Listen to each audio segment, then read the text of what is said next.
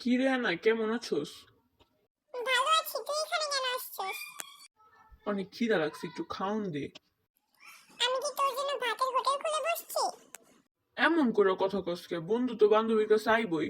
আমি না তোর বন্ধু লাগি? মাছে কাটা আছে, তুই খাবি? কেন তো ঘরে কি মাছ নাই? আমি মাছ খাই না, আমি মাংস খাই। আম্মু বাহিরের বিড়ালের জন্য মাছের ফুলকা গরম করে, সেটা তোকে দিতে পারি। এর লগে একটু মাছও দিস। মাছ খেতে হলে আম্মুর বাইরানি খেতে হবে তোর। তুই খাবি? না রে আনা, তোর মায় যে বাবার বাবা, একটু ফুলকাই দে, খায়া যাইগা।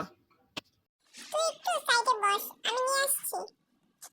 প্রতিদিন এরকম তুই আমার জন্য একটু কাটা কুটা রেখা দিস। এই তুই কাজ টাজ করস না কেন? সবসময় কি মানুষের বাসায় চেয়ে চেয়ে খাবি এরকম খাবার? আমি চিন্তা করতেছি তোরে বিয়া করে এই বাড়িতে একেবারে সেটেল হয়ে যাবো গা।